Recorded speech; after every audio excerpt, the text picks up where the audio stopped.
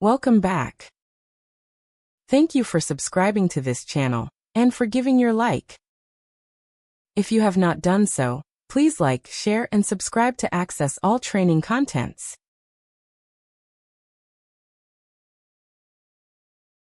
In this module, we will focus on how to create and manage business analyst artifacts effectively. In our last 7 videos, we looked at the business analyst artifacts across the 7 different phases of the project lifecycle. In this video, however, we want to take a deeper dive into how these artifacts are created and managed by a business analyst. A BA artifacts are essential for capturing requirements, guiding development, and ensuring successful project delivery. Creating clear, structured documentation and managing it effectively helps reduce risks, improve communication, and keep projects on track.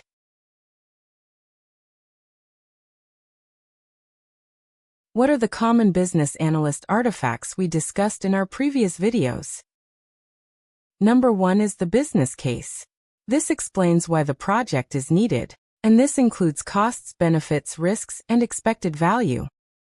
Number 2 is the stakeholder register, which helps to identify stakeholders and their roles, influence, and interests.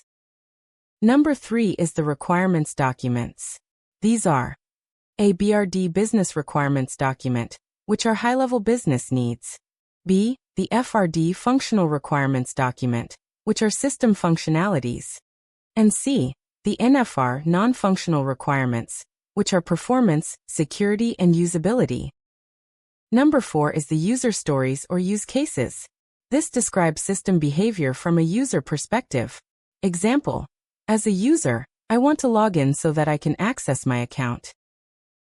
Number 5 is the process models, which are flowcharts, BPMN diagrams showing current, as-is, and future, to-be processes.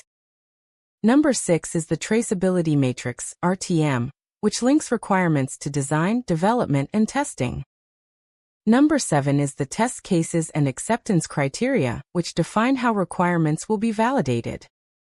Number 8 is the change request log that tracks changes to requirements and scope. Number 9 is the wireframes or mockups, which is the visual representation of system interfaces. And number 10 is the data models, which is the entity relationship diagrams, ERDs, or the data flow diagrams. To create effective documentation, a business analyst should consider the following key points. Firstly, ensure your documentation is clear, concise, and free from ambiguity. Secondly, use simple language when writing for both technical and non-technical audiences.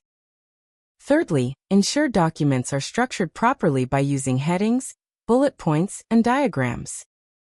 Fourthly, ensure you validate the documents with stakeholders to ensure accuracy and completeness. And lastly, use visuals diagrams, which often explain things better than text.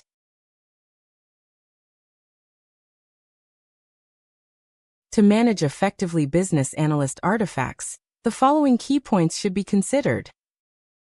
1. Documents should be version controlled. This is for better tracking updates and to maintain history. Tools like SharePoint and Confluence can be used. 2. Documents that allows collaboration by sharing with stakeholders for feedback and open communication should be used. Examples are SharePoint and Confluence. 3. Every requirement must be traceable from the origin to delivery. 4.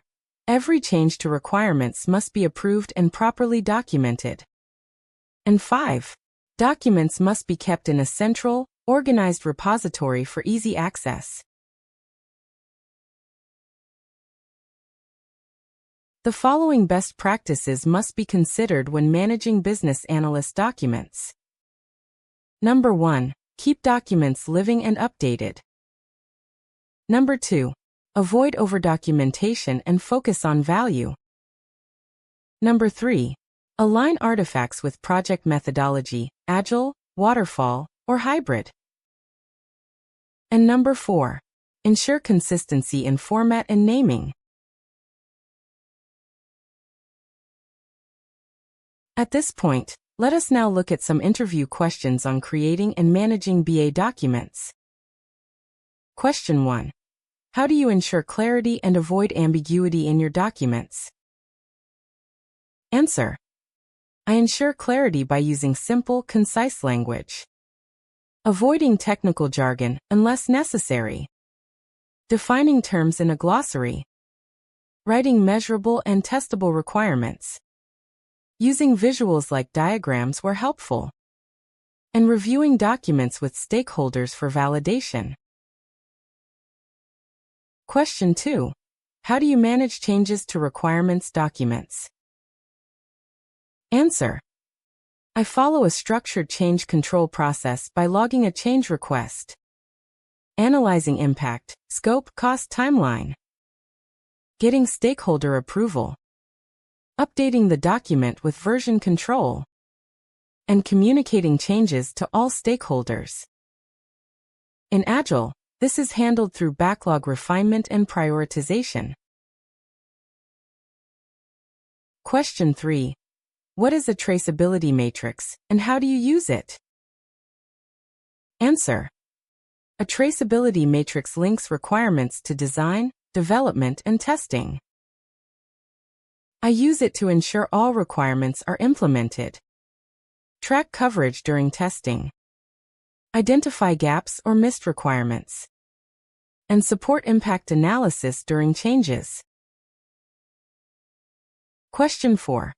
What tools have you used to create and manage BA artifacts? Answer. Common tools I've used include Microsoft Word or Excel. Jira for user stories and backlog. Visio or Lucidchart or Miro for diagrams. Confluence or SharePoint for document management, etc.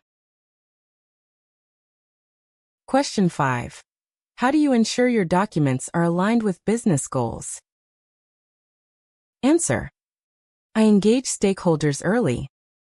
Understand business objectives and KPIs. Validate requirements through workshops and reviews. And continuously check alignment during the project lifecycle. Question 6. How do you maintain document version control? Answer. I use version numbering, version 1.0, version 1.1, etc. Maintain a change log.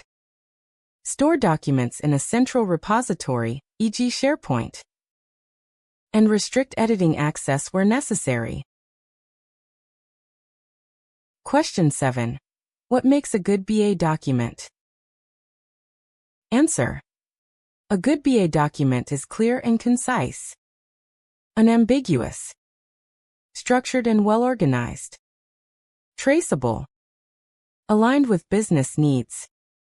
And easy for both technical and non-technical audiences to understand. Question 8. Can you describe a challenge you faced with BA documentation and how you resolved it? Answer. For example, in one project, stakeholders had different interpretations of a requirement. I resolved this by facilitating a workshop, creating process flow diagrams to visualize the requirement, refining the wording into clear, testable statements, getting consensus and formal approval. And this reduced confusion during development.